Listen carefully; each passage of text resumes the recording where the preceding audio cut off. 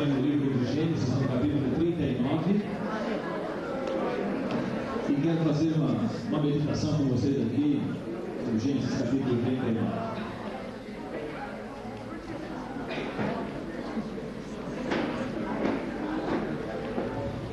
Diz o relato o seguinte: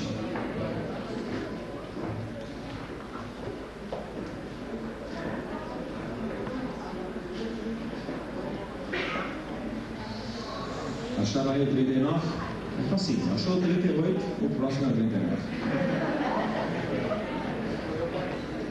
José foi levado ao Egito e Potifar, oficial de Faraó, capitão da guarda egípcio, comprou-o dos ismaelitas que o tinham levado para lá. O Senhor estava com José e ele tornou-se próspero e estava na casa de seu senhor egípcio. Vendo seu senhor que Deus era com José e tudo o que ele fazia, o Senhor o prosperava em suas mãos, achou José graça aos olhos dele e o servia. Ele o pôs por mordomo de sua casa e entregou nas suas mãos tudo o que tinha. Desde que o pôs por mordomo de sua casa e de tudo que tinha, o Senhor abençoou a casa do egípcio por amor de José. A bênção do Senhor estava sobre tudo que tinha, tanto na casa como no campo. Assim Potifar deixou tudo o que tinha nas mãos de José, de modo de que nada sabia do que estava com ele, a não ser do pão que comia. Ora, José era formoso de porte e de semblante. Depois dessas coisas, a mulher de seu senhor pôs os olhos em José e disse-lhe: deita-te comigo. Mas ele recusou e disse à mulher do seu senhor: estando eu aqui, meu senhor não se preocupa com o que se passa na sua casa. Entregou nas minhas mãos tudo o que tem. Ninguém é maior do que eu nesta casa, e nenhuma coisa me vedou senão a ti, porque tu és mulher dele. Como posso cometer esse tão grande mal e pecar contra Deus? E embora ela estasse com ele dia após dia, porém não lhe dava ouvidos para se deitar com ela ou estar com ela. Certo dia ele entrou na casa para fazer os seus deveres, e ninguém dos das casas se encontrava presente. Ela o pegou pela capa dizendo: deita-te comigo. Mas ele deixou a sua capa nas mãos dela e fugiu, escapando para fora. Quando ela viu que ele deixara a capa em suas mãos e fugira para fora, clamou pelos homens da sua casa e disse: vede, trouxe-nos meu marido este hebreu para nos insultar. Ele veio a mim para se deitar comigo, mas eu gritei em alta voz e ele fugiu. O verso 18 diz que ela, levantando a voz, gritando, disse ao seu marido tudo o que havia acontecido. O verso 20 diz o seguinte: então Potifar, senhor de José, o tomou e o lançou no cárcere. E o verso 21 termina dizendo o seguinte: e o Senhor era com José. Talvez, meus queridos, com certeza, você já deve ter ouvido a história de José várias vezes. Mas eu gostaria de tirar algumas lições essa manhã junto com vocês.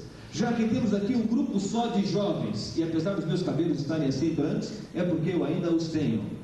Como um amigo me encontrei essa semana, disse: Luiz, teu cabelo está todo branco. Eu disse: mas pelo menos eu tenho, né? Tu já não tem mais nada. O aeroporto vai crescendo, tá bom? Mas eu me considero um jovem. Afinal de contas, eu tenho só 4,3. Tá bem, eu sou um jovem ainda, graças a Deus. Mas eu gostaria de analisar um aspecto aqui que já enfrentei no passado, enfrento hoje e com certeza enfrentarei no futuro: a tentação. A tentação. A tentação tem três faces. Existe aquilo que nós chamamos a tentação material. É o desejo de ter as coisas. Essa semana eu conversava com um amigo meu e disse o seguinte: rapaz, eu já mandei tudo quanto é daqueles negócios da Nestlé lá para o Silvio Santos. Eu vou ganhar, viu? Eu vou ganhar. Quando ele fizer assim a pergunta de 1 milhão, eu vou saber responder. Eu vou comprar tudo. Eu quero ter um monte de coisa. É uma tentação, né? A pessoa que está vivendo esse aspecto. Existe aquela tentação que é a tentação do poder, de querer crescer. Não há nada errado em você querer ser alguma coisa na vida. Agora, o errado é quando você usa isso de forma incorreta. Eu lembro que uma vez fui conversar com uma pessoa e disse: ô Antônio, que bom vê-lo. Ele disse: não é Antônio, eu sou o doutor Antônio, eu sou advogado, me chame de doutor. Essa é a tentação do poder, da fama. Eu conversava com uma outra pessoa, ela disse o seguinte: eu estou pensando em entrar para uma sociedade secreta, porque lá eles ajudam, e você cresce, e você tem dinheiro, e você tem poder. Trocando ouro por papel. E existe a terceira fase da tentação, que é a tentação sexual. É a tentação de você olhar para uma outra pessoa e desejar a outra pessoa. Não seria tanto assim desejar a outra pessoa, é desejar o corpo da outra pessoa, desejar aquilo que não lhe pertence moralmente, nem eticamente, nem legalmente. Esse tipo de tentação que eu gostaria de me prender um pouco com vocês, porque nós percebemos o grande choque térmico que dá na cabeça dos jovens hoje. Eu tenho 2 filhos, eu tenho uma garota de 17 e tenho uma garota de 14 anos, e eu vejo o bombardeio que é na cabeça deles, porque no assunto de sexo, a igreja diz não, o mundo diz sim. A igreja diz não, as novelas dizem sim. A igreja diz não, as músicas hoje dizem em relação ao sexo. Um filme, para fazer sucesso, tem que ter pelo menos 2 ingredientes: violência e sexo, senão não faz sucesso. Uma novela, um programa, para fazer sucesso, e hoje você pode até entrar na casa das pessoas, ficar olhando pelo buraquinho da porta para ver o que acontece lá, mas o ingrediente mais forte que precisa ter lá dentro é sexo. O sexo hoje virou uma mercadoria muito barata. Para comprar ou vender, tudo é o sexo. Vender um carro, eles colocam lá um carro último tipo, colocam uma mulher seminua.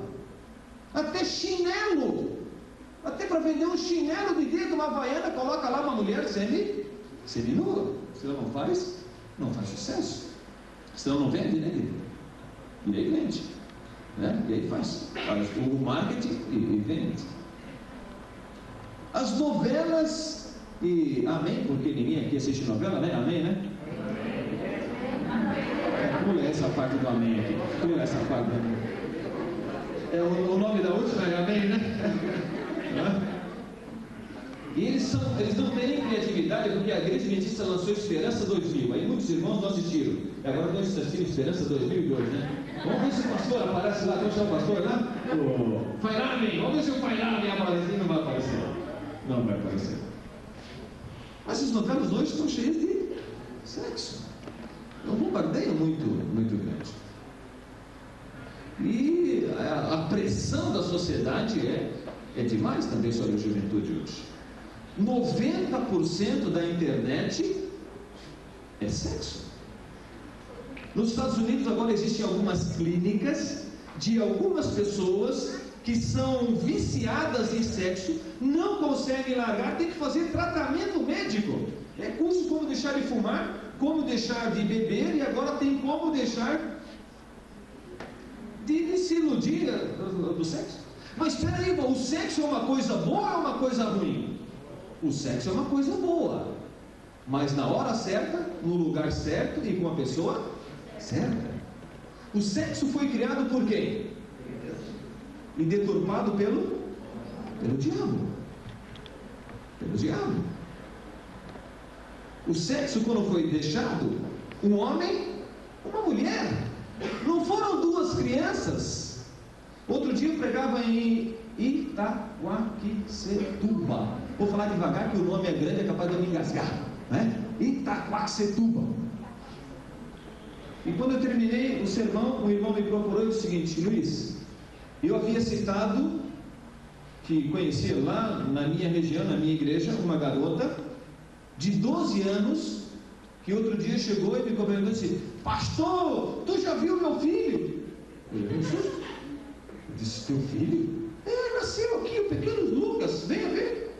E eu olhei e disse: minha filha, que idade você tem? Ela disse: eu tenho 12 anos, eu tenho uma filha de 14 anos. E ele, quando terminou esse irmão veio e disse o seguinte: Luiz, aqui em nosso bairro nós temos uma garota grávida de 11 anos. Que estrutura tem uma garota de 11, 12 anos para cuidar de um filho? Diga para mim. vai sobrar para quem? Para os pais. Nós temos alguns irmãos aqui também que de repente são 4.0, 3.8, 3.5, que devem se lembrar de que nossas irmãs com 12 anos brincavam de boneca. Hoje uma menina de 12 anos está fazendo o quê? Está fazendo boneca, né? E segurando. Não sabe nem segurar aquilo. Enquanto vocês estão aqui hoje assistindo essas palestras, lá no hospital da Vila Nova Cachoeirinha está nascendo em média 10 a 12 crianças, de meninas numa faixa de 12 a 17 anos.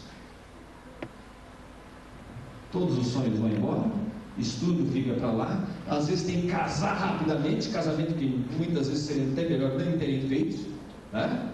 E aí fica aquele monte de filho bastardo, que nem sabe quem é o pai.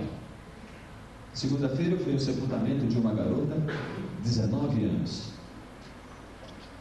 Há 1 ano e meio atrás, a sogra dela havia me ligado para que eu fosse conversasse com ela e com... Não é marido, porque eles não nem casam mais hoje, né? Já ficam, né? Amigam. Mas eles nem estavam amigados, eles só ficaram. E eles já ficaram naquele esquema assim, abraçou, beijou, já foi para a cama e já engravidou. E eu fui no sepultamento dessa garota, 19 anos.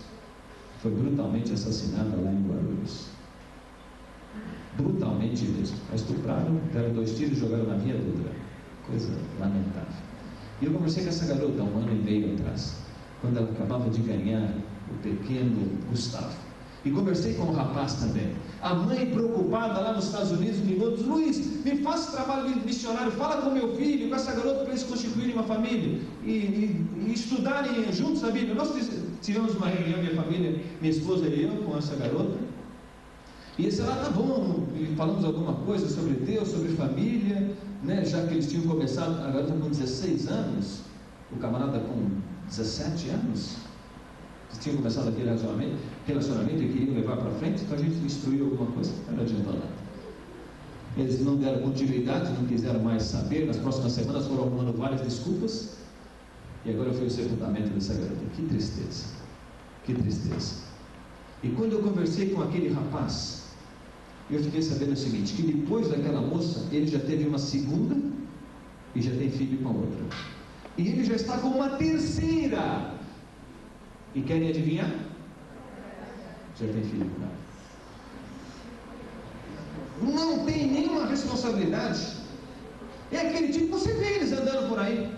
E ele estava lá no sepultamento dessa garota. E ele andava para um lado, para o outro, dizendo o seguinte: eu fui meu maior amor, eu sempre amei. Pois, se você sempre amou, por que já está com a terceira? Que amor, hein? Ainda que era amor, hein? Imagina se não fosse. Não tenho nada contra a vestimenta, não, ok? Mas ele usava lá no cemitério, sabe aquelas calças que o pessoal usa assim, que fica parecendo a cueca? O cara deve ficar aquelas calças lá no cemitério. Nem o garoto, o Gustavo, nem sabe quem é o pai, mal vai saber quem foi a mãe. E hoje está cheio de filhos assim. Quem é teu pai? Não sei, eu sei quem é a mãe, né? Como que você foi gerado? Eu não sei, deve ter sido no Fusca, né? Não sei, alguma coisa